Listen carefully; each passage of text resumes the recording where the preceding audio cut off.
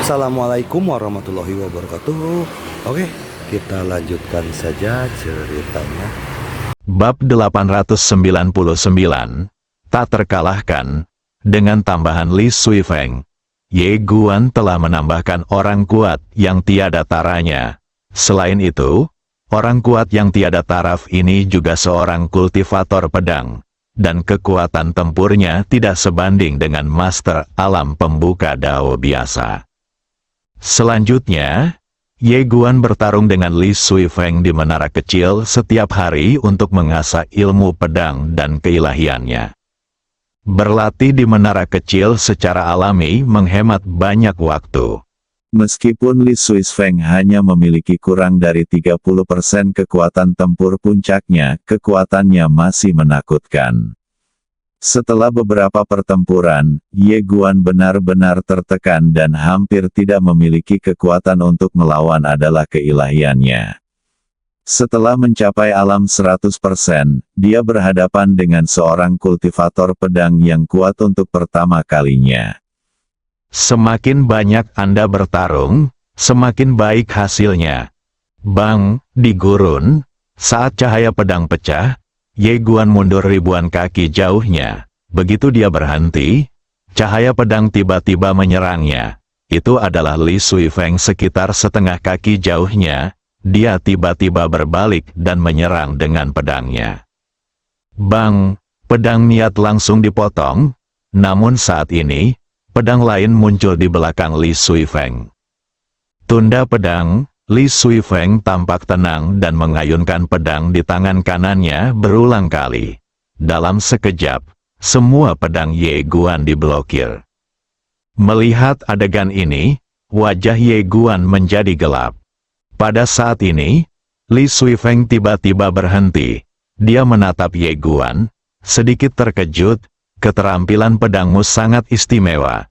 Tapi sayang sekali kecepatan dan kekuatannya tidak cukup.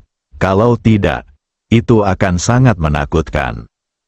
Ye Guan meminta nasihat dengan rendah hati, "Senior, bagaimana saya bisa meningkatkan kecepatan dan kekuatan saya?" Li Suifeng tersenyum dan berkata, "Latihan." Ye Guan bertanya lagi, "Bagaimana cara berlatihnya?" Li Suifeng berkata, "Penggunaan terus-menerus, terobosan terus-menerus." Ye Guan terdiam. Pada saat ini, dia tiba-tiba memahami sesuatu.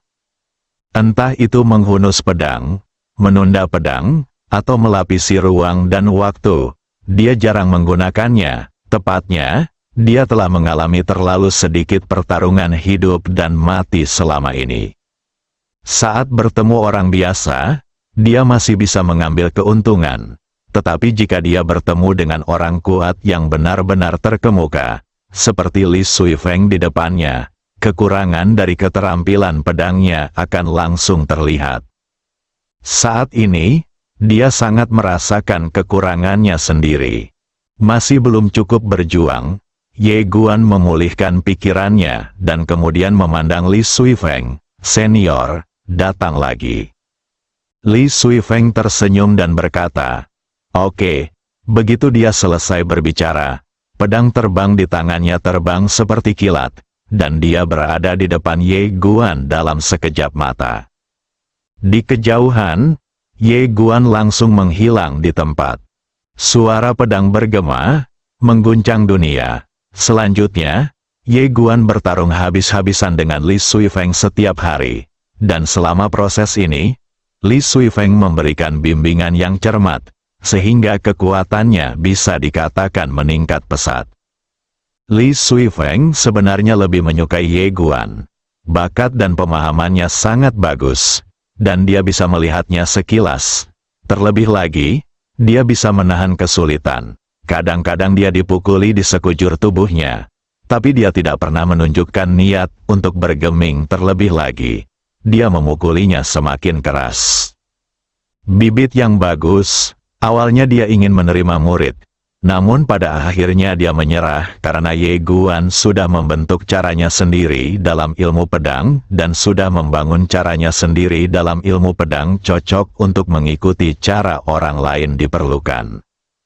Bagi orang seperti Ye Guan, yang perlu mereka lakukan adalah terus belajar dan belajar dari orang lain, agar bisa memperbaiki caranya sendiri, bukan mengikuti cara orang lain. Waktu berlalu seperti anak panah, dan waktu berlalu seperti pesawat ulang-alik. Dalam sekejap mata, 10 tahun telah berlalu.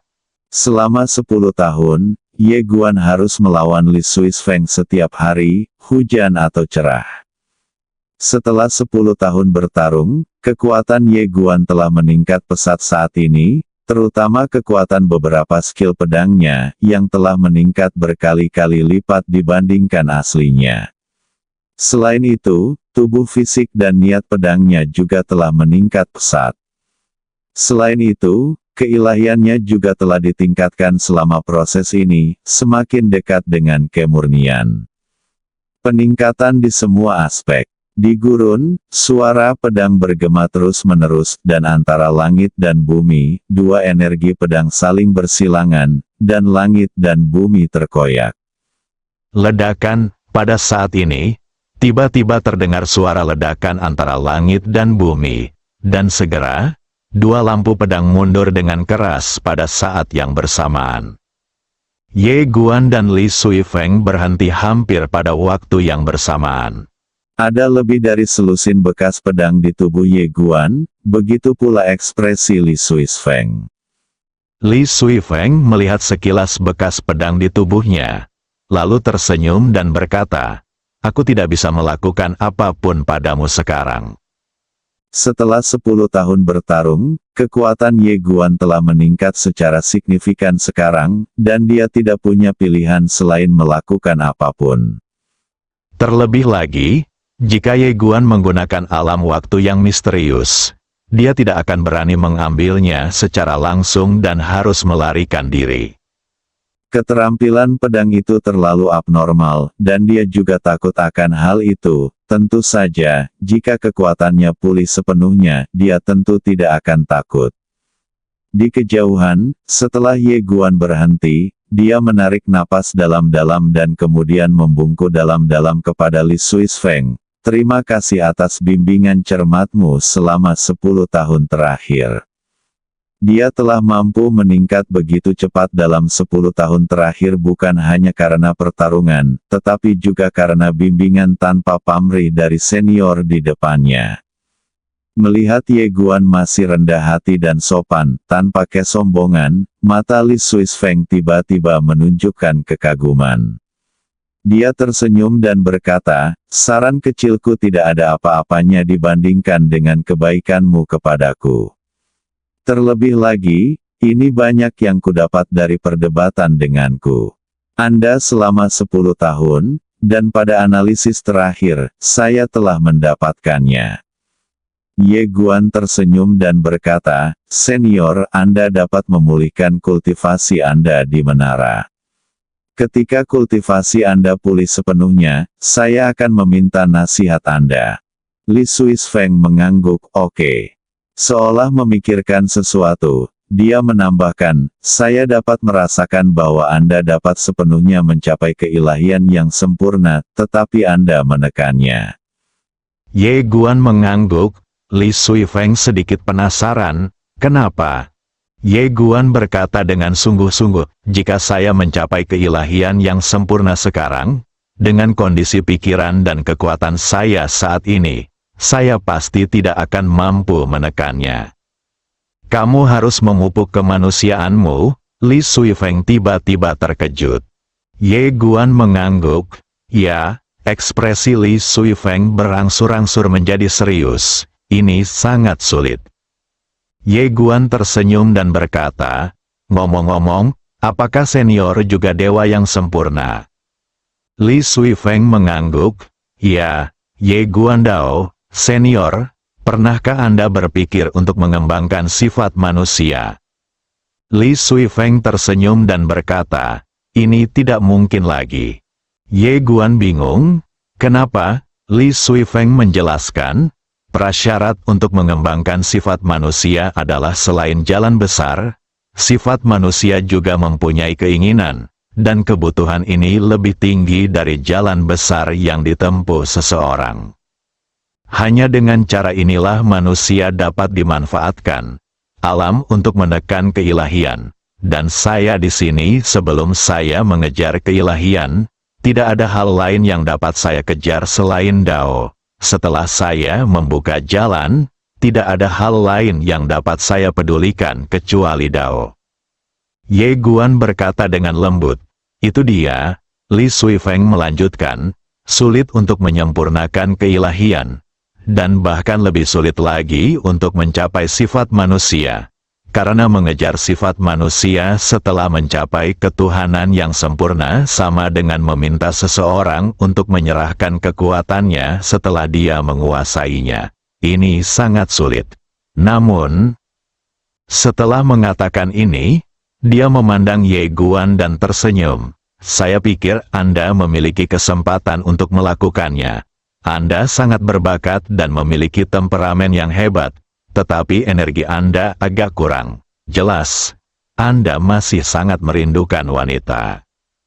Kamu Guan, Li Suifeng menambahkan, dengan kekuatanmu saat ini, bahkan makhluk dari surga ketiga pun tidak dapat melakukan apapun padamu. Jika kamu tidak menekan keilahianmu dan secara langsung menyempurnakan keilahianmu, seharusnya tidak sulit untuk mengalahkan yang dari surga ketiga. Surga ketiga, bagaimanapun, dia sekarang ini bukan puncakmu. Namun, karena kamu ingin memupuk kemanusiaanmu, kamu harus berhati-hati. Kamu dapat menekan keilahianmu sekarang. Tetapi jika kamu ingin menekannya setelah kamu menyempurnakan keilahianmu, itu akan sangat sulit. Ye Guan mengangguk, dimengerti. Setelah mengatakan itu, dia mengeluarkan buah roh Dao dan menyerahkannya kepada Li Suifeng. Senior, saya ingin mengucapkan terima kasih atas pelatihan dan pengajaran Anda selama ini. Namun Li Suifeng menggelengkan kepalanya. Kamu membantuku membuka segel penjara Dao. Ini setara dengan menyelamatkan hidupku. Kamu juga memberiku buah spiritual. Aku sudah memanfaatkannya.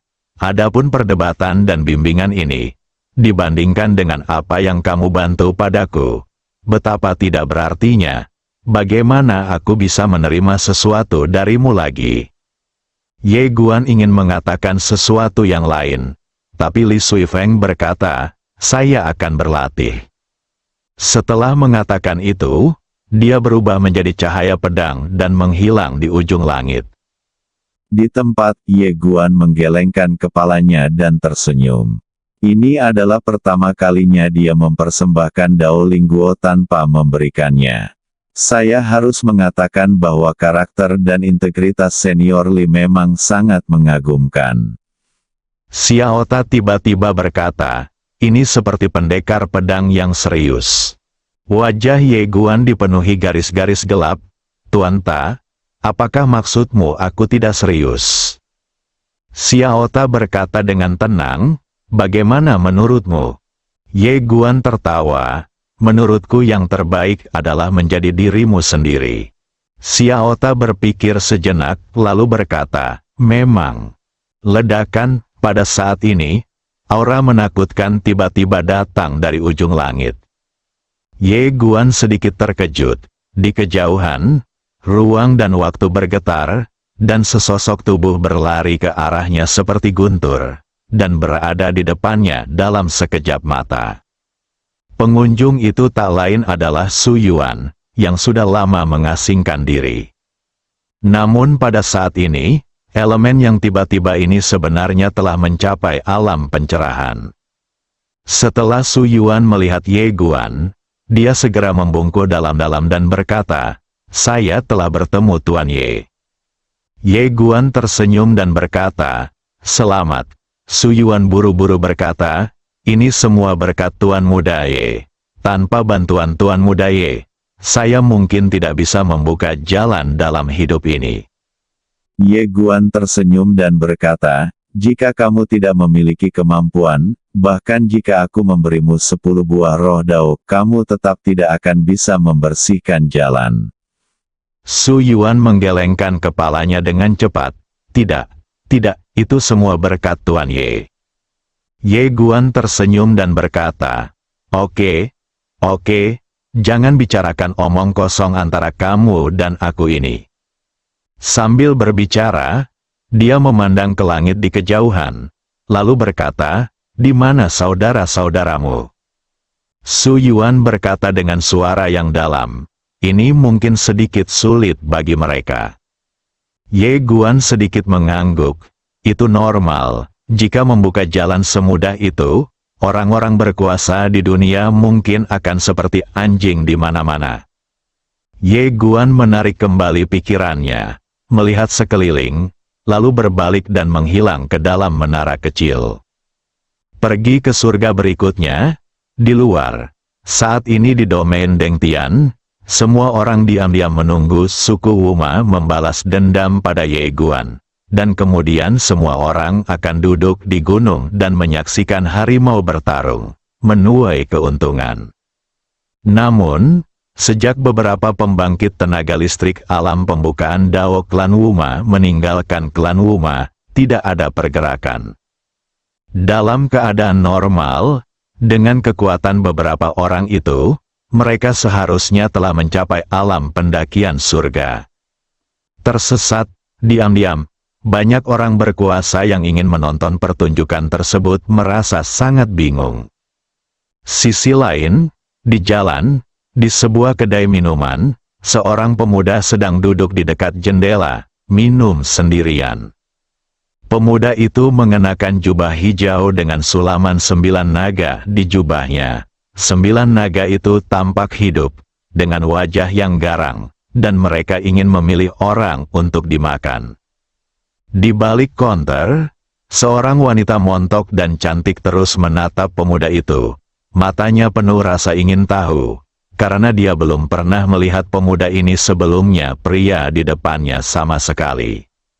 Ini tidak normal. Pada saat ini, seorang pria berbaju hitam tiba-tiba masuk ke aula.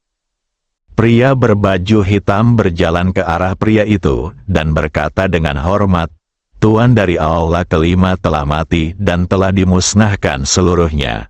Tuan dari aula ke-9 telah mati, telah berhubungan dengan Ye Guan, dan keluarganya armor ilahi diberikan kepada Ye Guan untuk tujuan yang tidak diketahui. Master aula ke-8 telah menyerah kepada Ye Guan dan keberadaannya tidak diketahui. Selain itu, 9 pedang Dautian telah tiba, meminta untuk melihat Tuan Balai. Pemuda itu mengambil gelas anggur di depannya dan menyesapnya tanpa mengucapkan sepatah kata pun. Pria berbaju hitam berkata lagi, 4 orang suci dan 8 Buddha harta karun rahasia masih dalam perjalanan dan akan tiba besok. Pemuda itu masih tidak berbicara, tapi mengangguk sedikit, biarkan mereka masuk.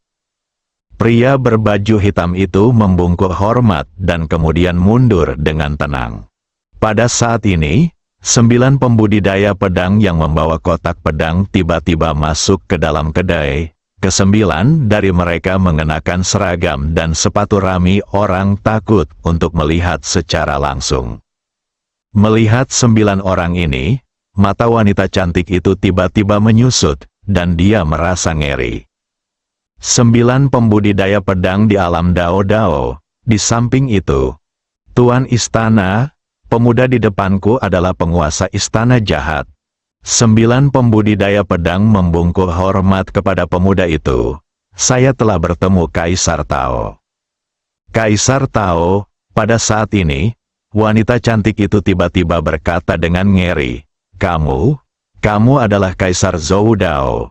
Dota terkalahkan di dunia Yunei, Liu He dan Bahuang, dan penguasa dunia Zhou di 10 penjuru.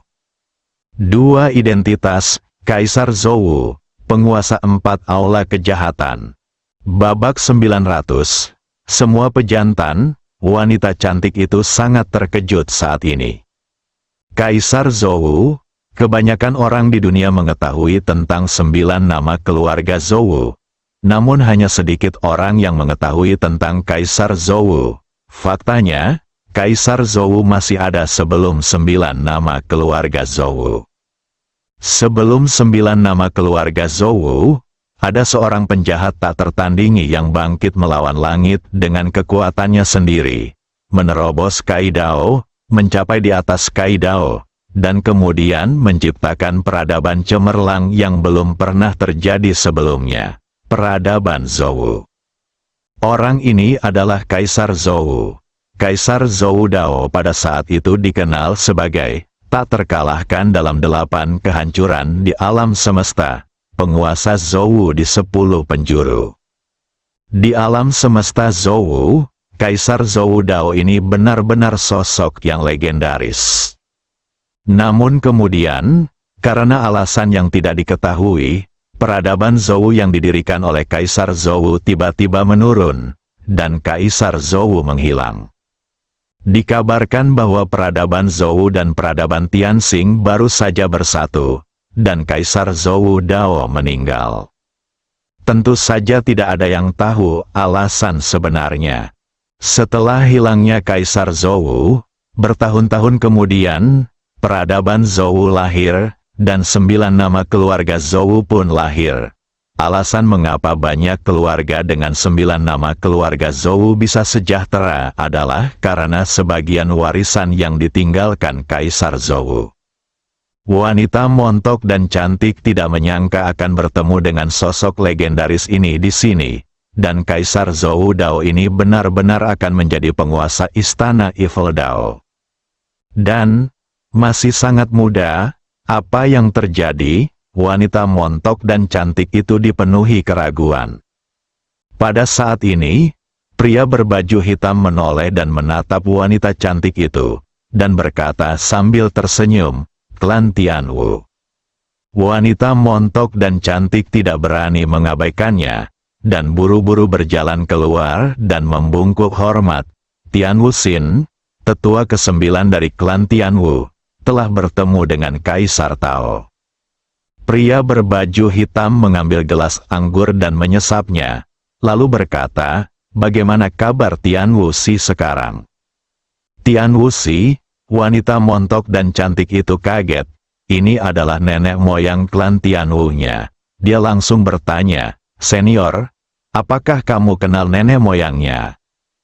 Pria berbaju hitam berkata dengan tenang, "Saya melihat dia memiliki bakat dan pemahaman yang baik, jadi saya memberinya beberapa petunjuk." Wanita montok dan cantik itu terkejut dan bahkan lebih hormat. "Kembali ke Kaisar Dao.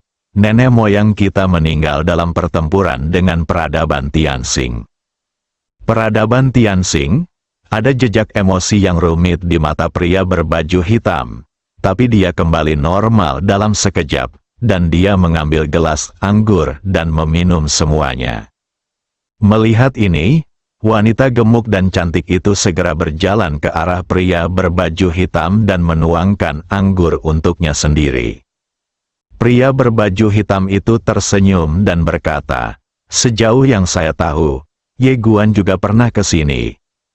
Wanita montok dan cantik itu mengangguk. "Ya." Pria berbaju hitam bertanya, "Bagaimana?" Tianwu Xin ragu-ragu sejenak, dan kemudian berkata, "Dia memang seorang talenta muda dengan kekuatan bertarung yang bagus. Namun, jika dibandingkan dengan Kaisar Tao, dia secara alami kurang dari 1/10.000 Kaisar Tao." Pria berbaju hitam tersenyum dan berkata, "Anda mungkin meremehkan Tuan Ye." Wanita montok dan cantik itu berdiri di samping dengan hormat dan tidak berkata apa-apa. Pria berbaju hitam berkata, "Saat itu, Guru Besar Zhou pernah membuat prediksi untuk saya, mengatakan bahwa setelah reinkarnasi saya yang ke-9, akan ada bencana. Jika saya bisa selamat dari bencana ini, saya akan bisa melangkah lebih jauh dan menjadi anggota peradaban kuno dan modern Tianxing. Jika orang pertama tidak dapat bertahan hidup, dia secara alami akan mati. Nanti, saya memintanya untuk meramal agar saya mengetahui bencana macam apa ini. Tetapi dia hanya memberitahu saya bahwa saya berada di urutan ke-9. saya akan bertemu dengan seorang pemuda ketika saya masih hidup. Berbicara tentang ini, dia tersenyum dan berkata, kehidupan ini adalah kehidupan saya yang ke-9.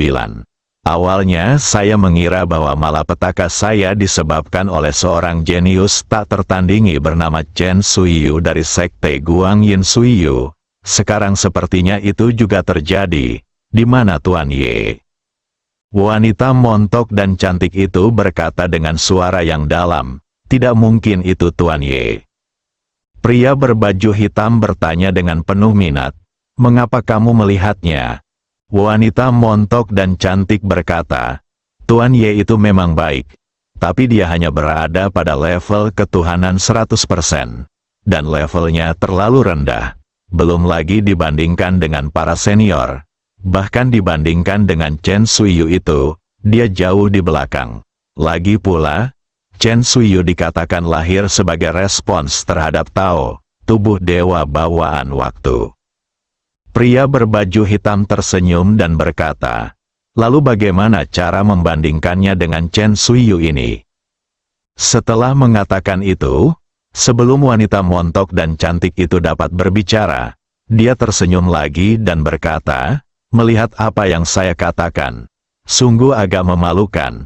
Saya benar-benar sedikit pengganggu jika dibandingkan dengan generasi muda ini. Wanita montok dan cantik itu berkata dengan suara yang dalam. Dikabarkan bahwa ayah Ye Guan adalah pria yang kuat di atas jalan. Pria berbaju hitam itu tersenyum dan berkata, di atas jalan terbuka, sebenarnya seperti itu saja. Kelopak mata wanita montok dan cantik itu bergerak-gerak dan dia tidak berkata apa-apa. Pria berbaju hitam mengambil gelas anggur dan menyesapnya, lalu berkata, meskipun Ye Guan ini tidak sebaik Chen Suiyu, dia tidak bisa dianggap remeh. Wanita montok dan cantik itu tiba-tiba berkata, senior, jika Anda ingin membunuh Ye Guan, klan Tianwu saya bersedia melakukan bagian kami. Pria berbaju hitam memandangi wanita cantik itu, dan tiba-tiba sebuah ide muncul di benaknya. Akan menjadi hal yang baik jika dia bisa membuat ke-9 nama keluarga Tianwu tunduk padanya. Lagi pula karena keahliannya sendiri, dia masih belum bisa mencapai kekuatan puncaknya. Jika dia bisa merekrut orang yang lebih kuat untuk dirinya sendiri gunakan, dia bisa menghemat banyak uang. Itu akan menyelamatkannya dari banyak masalah, dan itu juga akan memberinya lebih banyak suara di aliansi jahat. Tentu saja, alasan yang lebih penting adalah ia berharap semakin banyak orang yang menyaksikan momen paling gemilang dalam hidupnya. Kesengsaraan. Guru ilahi Agung Tianwu pernah mengatakan kepadanya bahwa kehidupan ke-9 dapat dihindari untuk sementara waktu. Selama dia lolos dari bencana ini, dia akan dapat mencapai tingkat yang lebih tinggi dan mencapai tingkat yang lebih tinggi. Tapi dia tidak terlalu memikirkannya. Kesengsaraan bukan untuk dihindari, tapi untuk diatasi. Dia, Kaisar Zhou, akan menghadapi kesulitan, mengatasi semua bencana di dunia, dan mencapai puncak dunia dengan cara yang paling mendominasi. Kaisar Zhou memulihkan pikirannya. Dia memandang wanita cantik itu dan berkata sambil tersenyum, bisakah Anda mengambil keputusan? Wanita cantik itu berkata dengan sungguh-sungguh, tidak. Tapi saya yakin kepala keluarga akan membuat pilihan yang paling tepat. Kaisar Dao Zhou mengangguk sedikit. Biarkan kepala keluargamu datang menemuiku, dan bantu aku menghubungi 8 nama keluarga lainnya, sebanyak yang bisa aku hubungi. Wanita cantik itu membungkuk dalam-dalam dan hendak pergi ketika Kaisar Tao Zhou berkata lagi, beritahu mereka bahwa jika mereka bersedia membantu, saya bersedia mengeluarkan sutra Zhou dan membagikannya kepada mereka. Dengan mempraktikkan sutra ini, Anda dapat mencapai tingkat pencerahan. Mendengar hal tersebut, mata wanita cantik itu tiba-tiba mengecil, dia langsung membungkuk dalam-dalam, lalu berbalik dan pergi. Pada saat ini, pendekar pedang di belakang pria berbaju hitam tiba-tiba berkata, "Kaisar Tao, membunuh pemuda itu mudah sekali, jadi mengapa membiarkan mereka membantu?" Pria berbaju hitam menuangkan segelas anggur untuk dirinya sendiri, menyesapnya, lalu berkata sambil tersenyum, "Jika saya membunuh pemuda itu, bagaimana saya bisa memerintahkan Anda menunggu melintasi puluhan ribu ladang bintang untuk datang ke sini?" Pembudidaya pedang terkemuka sedikit mengernyit, apakah Kaisar Tao ingin membunuh orang di belakangnya?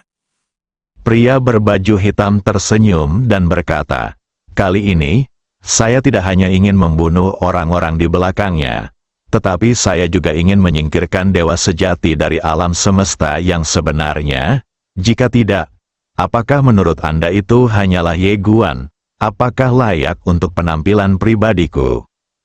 Pemimpin Jiang Xiu berkata, "Saya mendengar bahwa dewa sejati menggunakan sifat manusia untuk menekan keilahian."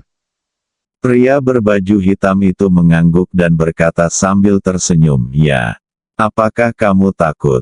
Pembudidaya pedang terkemuka berkata dengan tenang, "Bagaimana 9 kakak laki-laki saya bisa merasa takut? Kapan kita akan mengambil tindakan? Biarkan 9 kakak laki-laki saya yang memimpin. Saya ingin melihat seberapa mampu dewa sejati itu." Pria berbaju hitam itu tersenyum dan berkata, "Jangan khawatir, ayo kita tangani Ye Guan dulu."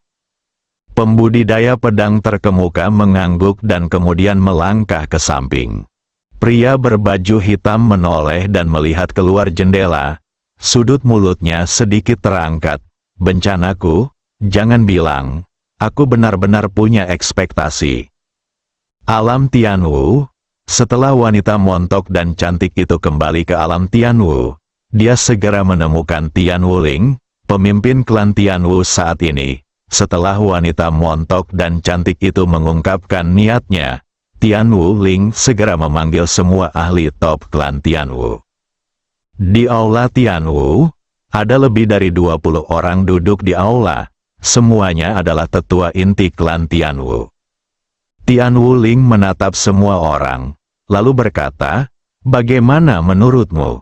Pada saat ini, seorang lelaki tua berjubah hitam tiba-tiba berjalan keluar dari sebelah kiri. Lelaki tua berjubah hitam itu berkata dengan suara yang dalam, "Ketua, di permukaan, masalah ini memang merupakan peluang besar bagi klan Tianwu kita. Tapi saya ada satu kekhawatiran. Itu adalah Na Ye Guan." Tian Wuling sedikit mengangguk. "Lanjutkan." Orang tua berjubah hitam berkata, "Jelas tidak mudah bagi Ye Guan untuk membuat aliansi jahat menghabiskan begitu banyak usaha. Dan sekarang, kita tidak mengetahui kekuatan dan kekuatan orang-orang di belakangnya. Jika kita gegabah memihak, risikonya sangat tinggi." Tian Wuxin tiba-tiba berdiri dan berkata, "Tetua ketiga, kekhawatiranmu sama sekali tidak diperlukan. Saya sudah menyelidikinya dengan jelas. Ada rumor bahwa ayah Ye Guan adalah Kai Dao. Itu sengaja disebarkan oleh suku Jimou untuk membingungkan orang. Penglihatan dan suara. Untuk membingungkan orang lain sehingga orang lain menjadi takut." Orang tua berjubah hitam berkata dengan sungguh-sungguh, "Hari itu, saya melakukan api." Wanita montok dan cantik itu tersenyum dan berkata, "Adapun api hari itu, saya juga sudah menyelidikinya. Api langit itu palsu. Langsung ke aliansi jahat. Bukankah itu semua hanya masalah membuangnya?" Orang tua berjubah hitam itu melirik ke arah Tian Wuxin. "Tetua ke-9, sejauh yang saya tahu, istana kejahatan ke-10 pernah pergi untuk membunuh Ye Guan. Tetapi pada akhirnya seluruh pasukan dimusnahkan. Bagaimana Anda menjelaskannya ini?" Wanita montok dan cantik itu tersenyum dan berkata, "Bukankah ini penjelasan yang mudah? Saya tidak mengatakan bahwa tidak ada orang di belakang Ye Guan. Saya juga tidak mengatakan bahwa orang-orang di belakangnya lemah. Orang-orang di belakangnya pasti lemah, kuat, tapi kita harus membuat perbandingan. Tetua ketiga, menurutmu apakah orang di belakangnya yang lebih kuat atau Kaisar Tao? Lelaki tua berjubah hitam itu terdiam. Kaisar Tao. Pria ini adalah sosok legendaris di alam semesta Zhou, dan dia sudah tak terkalahkan saat itu. Tian Wuxin melanjutkan. Satu hal lagi adalah dengan kekuatan Kaisar Dao. Dia hanya dapat berbicara tentang 4 penguasa istana dari aliansi jahat. Bayangkan betapa menakutkannya 3 penguasa istana di depan mereka. Mendengar ini, ekspresi semua orang di aula menjadi serius. Memang benar mereka mengabaikan hal ini, aliansi jahat. Dia tidak memiliki kontak mendalam dengan aliansi jahat, jadi mereka tidak tahu seberapa kuat aliansi jahat itu. Tapi kali ini, dengan kemunculan Kaisar Dao, mereka menemukan bahwa jalan jahat ini jauh lebih menakutkan daripada yang mereka bayangkan. Kaisar Dao ini dikenal sebagai makhluk tak terkalahkan di alam semesta saat itu. Tetapi di istana Dao jahat, dia hanyalah penguasa istana keempat. Memalukan. Tian Wuxin berbalik dan menatap orang-orang di sekitarnya, lalu berkata, semuanya, klan Tian Wu saya ingin kembali ke puncak. Tanpa bantuan orang-orang bangsawan ini tidak mungkin. Dan kali ini, Kaisar Dao dan para aliansi Dao jahat adalah peluang klan Tian Wu kami. Kali ini, klan Tian Wu kami harus memanfaatkan kesempatan ini, jika tidak, klan Tian Wu kami tidak akan memiliki harapan untuk kembali ke puncak dalam kehidupan ini. Berbicara tentang ini, dia melihat ke arah pemimpin klan Tian Wuling tidak jauh dari sana. Setelah Tian Wuling terdiam beberapa saat, dia berkata, segera panggil semua pembangkit tenaga listrik di alam pembukaan Dao klan kita, dan berangkat untuk naik ke wilayah surgawi dalam 1 jam. Semua alam terbuka, semua orang sedikit terkejut. Tian Wuling sedikit menyipitkan matanya. Jika kamu tidak ingin berjudi, jangan berjudi. Jika kamu berjudi, kamu akan mempertaruhkan segalanya. Pejantan, semua pejantan, bersambung.